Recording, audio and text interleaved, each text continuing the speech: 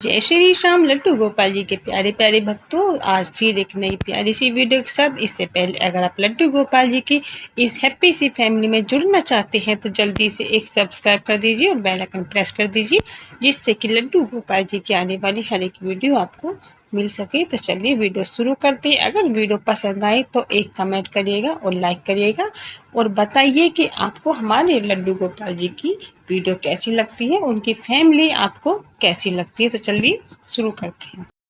देखिए लड्डू गोपाल जी के प्यारे प्यारे भक्तों, आज बड़ी ही प्यारी सी वीडियो हम आपके लिए लेकर आए हैं, जिस वीडियो में आपके ही प्रश्न आपको मिल जाएंगे। देखिए सबसे जो बड़ा सवाल है, जब हम बाल गोपाल जी को लेने जाते हैं तो हम बाज़ार में जाकर दुकानों पर हम यही देखते हैं कि हम लड्डू गोपाल जी लें तो कैसे लें, किस धातु के लड्डू गोपाल जी लेने चाहिए और कितने बड़े हमको लड्डू गोपाल जी लेने हैं। तो ये बहुत सवाल हमारे मन में खड़े हो जाते हैं। हम घर से तो चलते हैं बड़े खुश होकर कि हम लड्डू गोपाल जी लेकर आएंगे, लेकिन दुकानों पर इतने ज़्यादा लड्डू गोपाल जी देखते हैं, अलग अलग रूप में उनको देखते हैं, अलग अलग धातु में बने हुए हम उन्हें देखते हैं, तो समझ में नहीं आता है कि हम किस धातु के लड्डू गोपाल जी लें कि जो अच्छे हों और जो खंडित ना हो। देखिए सबसे बड़ा जो दुख होता है तब हम लड्डू गोपाल जी की सेवा करते हैं, बहुत प्रेम भाव से सेवा करते हैं, लेकिन फिर भी वो खंडित हो जाते हैं, टूट जाते हैं कहीं से, और हम उनको ठीक भी नहीं करवा पाते। जिनकी इतनी प्रेम भाव से हम सेवा करते, इतने प्रेम से उनको रखते हैं और वो खंडित हो जाते हैं, तो समझ नहीं आता कि हम उनको अपने आप से दूर कैसे करें। तो ये बहुत सारे सवाल हैं जो हमारे मन को उलझा देते हैं। तो इन्हीं सवालों का जवाब आज की वीडियो में आपको मिलने वाला है। तो देखिए, जब दुकान पर लड्डू गोपाल जी लेने जाते हैं तो सबसे अच्छी और क्वालिटी जो होती है वो क्या है कि हमें बाल गोपाल जी लेने से पहले ये सोचना है कि हम उनकी नौछावर क्या दे सकते हैं। देखिए सबसे बड़ी जो बात होती है वो बाल गोपाल जी की नौछावर होती है। जो नौछावर, आप कुछ व्यक्ति सोचेंगे कि नौछावर क्या होती है।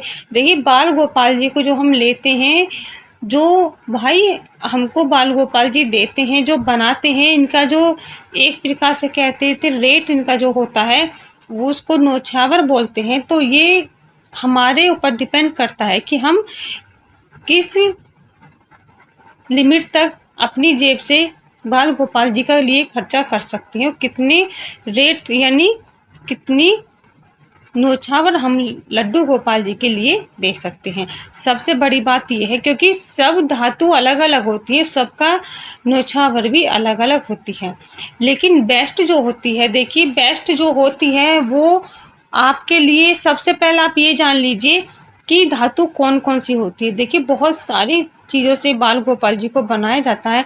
कुछ अष्ट धातु से बनाए जाते हैं, कुछ पंच धातु से बनाए जाते हैं, कुछ सप्त धातु से बनाए जाते हैं। देखिए इन सब का अलग अलग भाव होता है। बनाने वाले ने जो जिस हिसाब से बनाया है वो वही जानते हैं, लेकिन जो बाल गोपाल जी की प्रतिमा लेते हैं वो तो अपने एक ही भाव से लेते हैं कि वो बाल गोपाल जी की सेवा करना चाहते हैं, इसी भाव से वो लेकर आते हैं। लेकिन कुछ व्यक्ति जो गुड्डों की तरह जो लड्डू गोपाल जी का एक रूप बनाया है, जो बाहर विदेश में जाते हैं तो एरोप्लेन में पीतल की या तांबे की या कुछ ऐसी चीज़ नहीं लेकर जा सकते, तो उनके लिए ये अच्छा है, क्योंकि बाल गोपाल जी की प्रतिमा ही हमको चाहिए उनकी सेवा करने के लिए। हमको और कुछ नहीं, हमें सोना चांदी की प्रतिमा से मतलब नहीं है, हमें मतलब है बाल गोपाल जी का रूप हमारे सामने होना चाहिए, ठीक है। लेकिन अगर आप विदेश नहीं जाते हैं, घर पर ही अपने रहते हैं, आपकी ऐसा कोई आना जाने का साधन नहीं है कि आप बाहर जाएं या कुछ ऐसी आपका काम नहीं है, तो आपको लड्डू गोपाल जी जो लेने हैं वो आपको लेने हैं।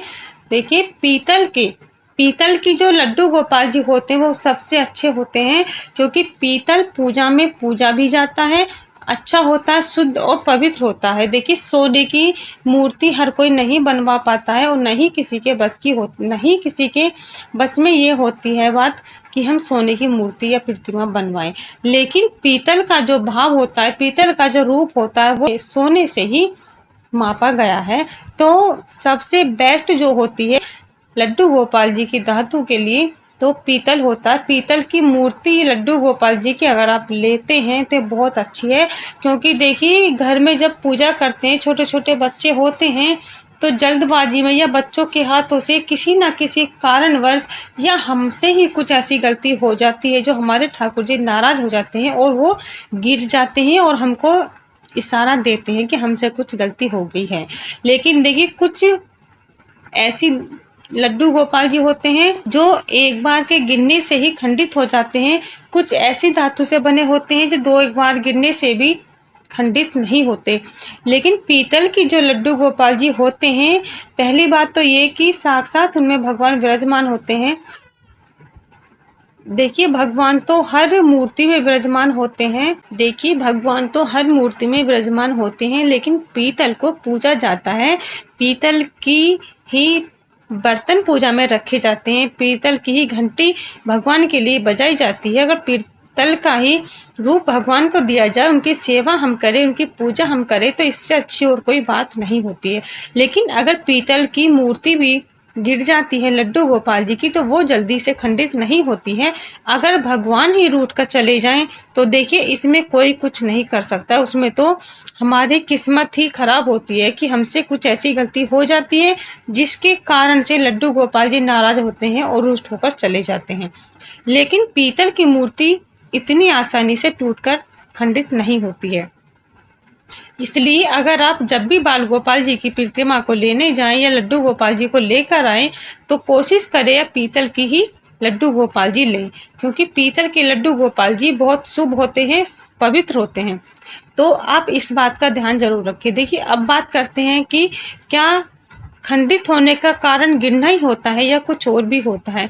देखिए खंडित होने का जो कारण होता है, गिरने से तो हो ही जाते हैं, क्योंकि कुछ भी चीज़ है जो कमज़ोर होती है वो टूट ही जाती है। लेकिन जिस मूर्ति में हमारा भाव इतना कैड़ा बसा हो, इतनी पूजा करके हमने उसमें प्राण बसाए हैं, इतने प्रेम भाव से हमने उस प्रतिमा को पूजा है, तो वो जल्दी से टूटकर खंडित नहीं होती है, क्योंकि उसमें भगवान विराजमान आ जाते हैं, हो जाते हैं। और इसके साथ साथ आप एक बात का भी ध्यान रखें, अगर मूर्ति गिरकर खंडित हो जाती है तो बस इसी बात को समझ लीजिए कि आपके भगवान आपसे नाराज हो गए हैं। ऐसे में विसर्जन करना ही अति उत्तम उपाय है और कोई उपाय नहीं है। लेकिन खंडित हो जाने के बाद इधर उधर रखना सही नहीं है, क्योंकि जब आप उनकी सेवा नहीं कर पाते हो और कोई कैसे कर पाएगा, और ऐसे ही अगर छोड़ दोगे तो उनके इस रूप को देखकर कोई क्या कहेगा। देखिए ऐसे रूप को देखकर हर किसी को दुख होता है और मन में यही बात आती है कि जो भी इस प्रतिमा को लाए हैं वो कितने कठोर हृदय के होंगे। ऐसे में ऐसी प्यारी सी मूर्ति खंडित हो गई तो छोड़कर चले गए। देखिए छोड़कर उस चीज़ को हम जाते हैं जो हमको पसंद नहीं होती है, और जो चीज़ पसंद नहीं होती है हम उसकी कदर भी नहीं करते हैं, चाहे वो नई हो या पुरानी हो। तो इसलिए अगर लड्डू गोपाल जी खंडित हो जाते हैं तो विसर्जन करने में ही आपका फ़ायदा है, अति उत्तम यह उपाय है।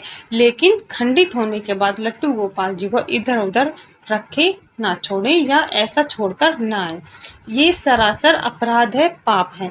तो आप ऐसे पाप के भागी ना बने, ठीक है। और लड्डू गोपाल जी की प्रतिमा जब आप घर लेकर आते हो तो अच्छे से उनका स्वागत करें, उनकी सेवा करें, तो शायद आप पर उनकी कृपा बरसेगी।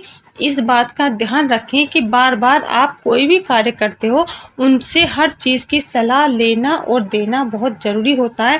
इससे हमारे बाल गोपाल जी खुश होते हैं, क्योंकि वो घर के सदस्य हैं, घर के ठाकुर हैं। जिस घर में लड्डू गोपाल जी आते हैं उस घर की हर एक चीज़ पर बाल गोपाल जी का अधिकार होता है, बाल गोपाल जी की ही हो जाती है। लेकिन जब सब कुछ बाल गोपाल जी का है तो उनसे किसी बात की सलाह करने में इतना संदेह क्यों। हर बात की उनसे सलाह करें, हर काम के लिए आप उनसे कहें, तो हमारे ठाकुर जी बहुत खुश होते हैं। और जब लड्डू गोपाल जी खुश होते हैं तो ऐसे में वो अपनी कृपा बरसाए बिना नहीं रहते, और जब उनकी कृपा बरसती है तो बाल गोपाल जी अपने भक्तों का घर भर देते हैं खुशियों से। मुसीबत आती तो है, देखिए ऐसा नहीं मैं कहती हूँ कि मुसीबत नहीं आती है, हर घर में मुसीबत आती है क्योंकि सबके कर्म अपने अपने अलग होते हैं। हर किसी से कहीं ना कहीं कोई ना कोई पाप हो ही जाता है, लेकिन उस पाप को मिटाने के लिए हमारे बाल गोपाल जी तैयार रहते हैं, हमारे कष्टों को कम करने के लिए तैयार रहते हैं। अगर हम अपने इस जन्म को सुधारने चाहते हैं और कर्म अपने अच्छा करते हैं तो हमारे कुछ कर्म जो पिछले हमने किए हैं, जिनका पाप हमको मिला है, जिसका फल हमको मिलने वाला है, उसमें हमको कुछ राहत मिल जाती है। हमारे बाल गोपाल जी हमारा साथ देते हैं। लेकिन कुछ व्यक्ति कहते हैं कि लड्डू गोपाल जी की सेवा करते हैं फिर भी दुखी क्यों होते हैं।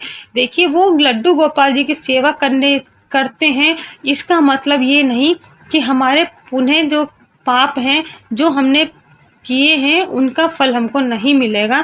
या पाप कोई भी करो, कुछ भी कर दो और बाल गोपाल जी को घर में लाकर पूजना शुरू कर दो, तो क्या हमारे सारे पाप धुल जाएंगे? अगर ऐसा होने लगे तो कोई भी व्यक्ति पाप करने से पहले डरेगा नहीं, पाप और पुण्य में कोई फर्क नहीं रह जाएगा। तो इसलिए आप इस बात का ध्यान जरूर रखें, लड्डू गोपाल जी की सेवा करते वक्त इस बात को जरूर ध्यान रखें कि जो हो रहा है अच्छा हो रहा है, करने वाले भी वही हैं, कराने वाले भी वही हैं। इसी के साथ जय श्री श्याम, राधे राधे।